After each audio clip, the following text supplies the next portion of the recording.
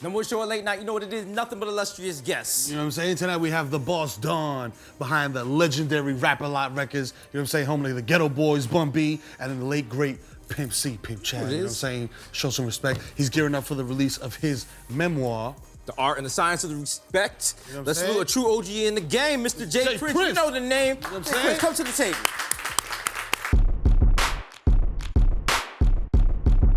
Thanks for coming in. Yeah, appreciate you coming through, bro. Hey man, privilege and honor. How's Legend. How's it going? Are you busy right now? It's Man, it's real busy. It's They real got busy. me running all over the world. You got the media tour going for your book right now. Yeah. Right off the rip. You had the whole situation this weekend, Drake and all that stuff. Yeah. Right now, you're trying to do your book tour. Is that a distraction? Not really. I'm used to things coming at me from different angles. So, you know what I mean? I know how to put it together and keep it moving. Right, so it's not taking you off your No, not at all. trajectory. All right, so you called Drake and you were just like, yo, just end it right there. Yeah, you said you made the OG call and was like, yo. Yeah, I gave him a call because this thing was headed above and beyond music. And, you know, the disrespect that was toward his mother, his father, his friend 40, you know what I mean, was overwhelming. And, you know, I advised him, we can't allow this moment to interfere with our movement. So was that more of a, you stopped it for hip hop or stopped it on like a respect thing? Yeah, beginning with respect. You know what I mean? Beginning with respect, beginning with starting to affect other people's families. You know what I mean? It's headed a direction where we can end up seeing results where Biggie and Tupac. You know what I mean? This is how this began, and people don't understand that. You know what I mean? They get caught up in the entertainment side, but when the disrespect is this blatant, this is where it's bred. It gets to another level. Yeah. Got you. Now you've been in the game, how many years? About 30. 30 years. Yeah. 30 years. How does one attain that level of longevity and relevance in the game, and not only maintain that on the music side of things, but then expand beyond that into the entrepreneurship, the community activism, and all that? The HIV, all the HIV prevention programs you've had? Yeah, I think I was able to do it by staying rooted, by staying balanced. You know what I mean? By keeping the faith and staying true to who I am and my surroundings. So, you know, that's a foundation of it. Now you got the book, The Art and the Science of Respect. People read this, what do you want them to take away from it? What's the lesson you would like them to learn? Well, this book is about, you know, my wins, my losses, and everything that happened in between. So it's full of wisdom, it's full of knowledge, it's full of understanding. It's a lot of spirituality in there, you know what I mean? A lot of people don't know I'm a praying man. Everything I attain, I prayed about it first. So, you know, it's a blueprint to accepting and winning, you know what I mean? A lot of things and areas I've done in the game, in the music game. So, you know, this is my biography, man. Right, just looking back at it. What was the early days of Rap-A-Lot like? Oh man, a real discriminating game, you know what I mean? When I started, the East Coast was monopolizing things, even in our backyard. Right. The New York DJs, and I had to bring some balance to that situation because at the time they felt we were too country. They felt that, you know, they didn't like our accents. So we had to disagree to agree at some point, and you know what I mean? They end up respecting it. Yeah. Had Geto Boys. Geto Boys. Legendary group. Yeah. Okay. Yeah, man. Big Mike. Devin the Dude. Shout out Devin the Dude. Yeah. When you saw these artists, did you know right away, you was like, this is the sound, these are the people that I want to represent the sound I'm going for, or was it just kind of, it had to grow on you? Or? With the Geto Boys, I knew, you know what I mean, because I researched the whole city and got 3 personalities. 3 people that didn't know one another and brought them together. And, you know, I wanted them to make my lyrics rhyme. You know what I mean? That was my objective because I had tried things with other artists and it wasn't working. So I say, this is my last piece of money. I need y'all to make what I have in my mind rhyme because I wasn't a rapper. Right. But I knew, you know, how to deliver a message. 2-part question. When you heard My Mind's Playing Tricks on Me, did you immediately know, like, yo, this is gonna be a hit and a timeless classic? And the second part of that question is, did you know that Scarface was gonna be the icon that he is now in rap? Well, I can't say I knew that, you know, he was gonna be the icon he is today. I knew when I heard that song because, you know, I helped create it, that it was gonna do well. Now, I had no idea it would do well at the magnitude in which it done because that was a song that kicked in doors around the world for us. You know what I mean? When we couldn't get radio, video, or nothing, that song spoke volumes for our career. And then the album cover too was wild. Yeah. Because Bill Bill shot in the actually, eye, Yeah. Gurney. Raw and uncut. Raw and cut. You know what I mean? We put it out there just like, you know, it was. Yeah. You know everyone's afraid of you, right? Well, I would hope not. No. I mean, even this weekend on Twitter comedians were scared to do memes. They didn't want.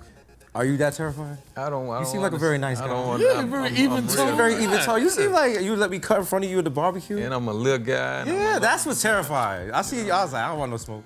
Yeah, I mean, I don't get it. You don't get it? No, I don't get You it. got a little chunk right there. I'm gonna buy 10 copies of this book. That's the problem. Terrence Howard out of the Empire. And you're like, Used to be a used car salesman.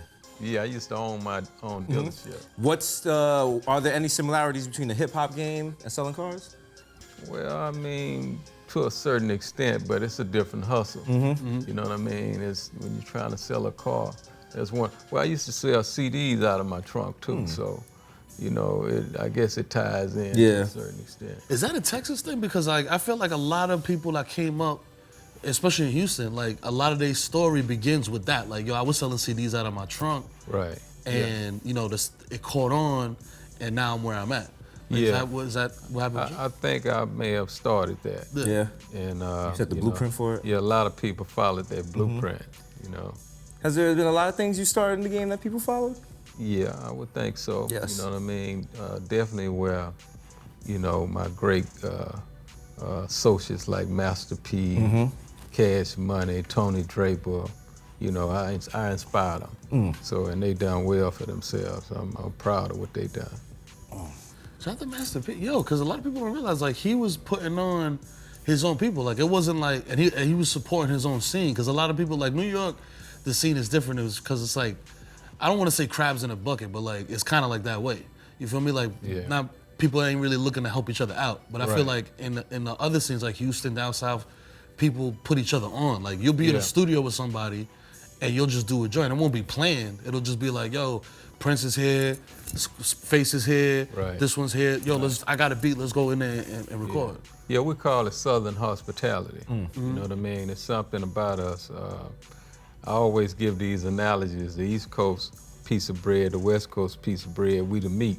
And I say that because a lot of the East Coast and West Coast ancestors are from the South. Right. Yeah. You know, the roots is down there somewhere. Yeah. Do you feel Houston gets the respect it deserves in hip hop?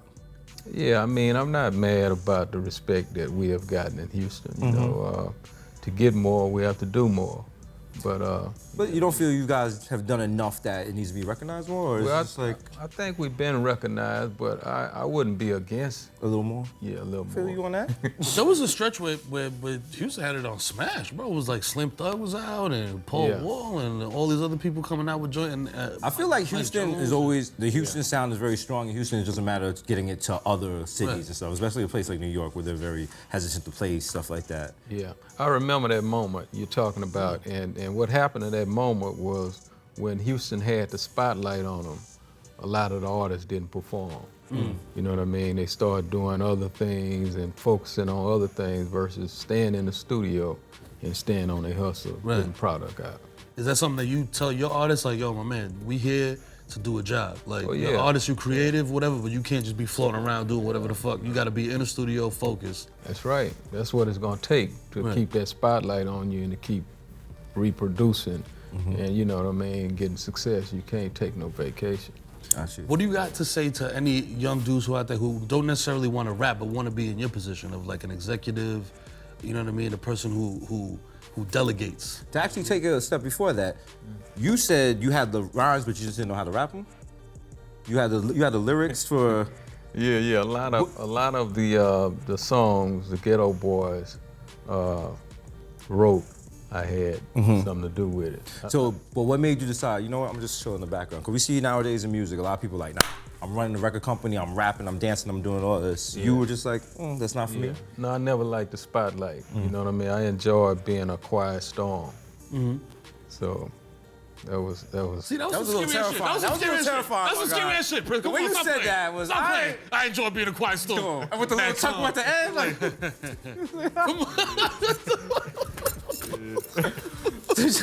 What have you taught your son about generational wealth? Because, you know, it's important in hip hop and the passing on, you know, we don't have enough of that in the black community. Yeah. I mean, it's one thing to get it, it's another thing to keep it. Right. So, and sometimes it's easier getting it than keeping it. So I've definitely taught them the methods in which it takes to keep wealth. You know what I mean? And that's a formula within itself. Is any of that in the book? Like how to invest wisely and the book is full of everything. If I had this book when I started, I would have made 20 million more. Yeah.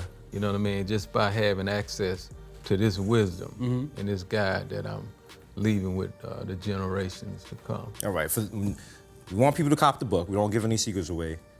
You said you have. This book talks about your biggest wins and your biggest failures. Do you have one big regret, like an artist you didn't sign, or? Oh yeah. I had access at signing Vanilla Ice. Actually, you know, I brought Vanilla Ice home with me to the studio for a week. He stayed in Houston, Texas. Told my partner to sign Vanilla Ice. He didn't sign it. When I heard Ice Ice Baby, I got excited because I thought I had a contract. But I wasn't on top of my own business. Right. You know what I mean? I left it to him to sign. He didn't do it. So that was a big regret about 12 million records later. Oof. That sold 12 million. Oh, man. Yeah, or more. Damn. Ice Baby. All right, in the book, you share that you warned Biggie to leave LA before he was murdered? Oh, yeah. Did he Oh, he didn't listen. Hey, listen, come on, man. What was that conversation like? Yeah. What happened was Biggie and Puffy, I was on my way back to Houston. I had just left LA. Biggie and Puffy was doing a video. So, you know, I had heard some things in the street. I knew there was animosity toward Biggie after Pac had got killed. So I went back on the set, pulled Puffy aside and kind of talked to him, hey man, be careful out here. You know what I mean? This is what I'm hearing. Went on Biggie bus, be careful out here. I wouldn't even be out here. You know what I mean? And from there, you know, I left and went home. Yeah, that's what you can do. Yeah. And I At the think end of the day, 2 weeks man, later. you know what I'm saying? You go and give him advice. Yeah, you know what I mean? I had to do that. It's a chilling story. Is there anybody that, because you seem to be like a person that, you know, gives out knowledge, gives out advice, you know what I mean? Is there anybody that gave that to you coming up in the game? Yeah, I got that to a certain extent, beginning with, you know, my father. You know what I mean? Beginning with my 114-year-old great-grandmother. You know what I mean? So I had a lot of wise people that shared things with me. I didn't listen all the time. Right. Listen. You know what I'm saying? You pick and choose. When you're young, you got all the answers, and you find out you have none of them. Yeah. If there's one thing you could go back and change other than the Vanilla Ice thing. You know, I wouldn't change a lot of things. Yeah. If I could, I got one event, you know, that I would change. And it was a friend of mine one night. I pulled him out the back of a police car. He was about to go to jail, and put him in my van for him to go home. And I watched him ride away like maybe 100 feet and almost get half his head blew off. So if I could change something, I would have left him in that police car. And just post bail in a couple hours. You know what I mean? Yeah, man. What are some of your favorite tracks from the Rap-A-Lot collection, the catalog? This is deep. Yeah. Is there anyone that sticks out more than the others? I would have to begin with Mind Playing Tricks. Right. You know what I mean? That one right there was that was a big one. life-changing for Yeah. me. Yeah. Is there anybody on the roster that you feel like doesn't get the respect that they deserve or is underrated, you know what I mean, in a way? You know, it was a group called Odd Squad that I released, and Devin the Dude was in that group. And I think they were really before their time. Right. Yeah. Yeah, Devin the Dude also was very slept on. Doobie Ashtray and all that. Like, Right. didn't pop off the way it should have, man. Shut the homie Devin. Jay Prince, what would you like your rainbow to say? Oh man, the art and science of respect. The Art and Science of Respect is in stores. Please cop it. You know what I'm saying? Learn yourself something. Learn you something, man. This book could be a big OG. It could save you. You too can live like Salvatore Ferragamo, you know? Give it up for Rap A Lot Records, Jay Prince. Oh, man, yo, thank you. Hey, appreciate you, bro. Good interview, man. Y'all Thank you, man. Please don't kill me, bro. You're watching the Desus and Mero YouTube channel, stupid. Click to watch more videos and clips. Subscribe, please, please, please. Click and comment.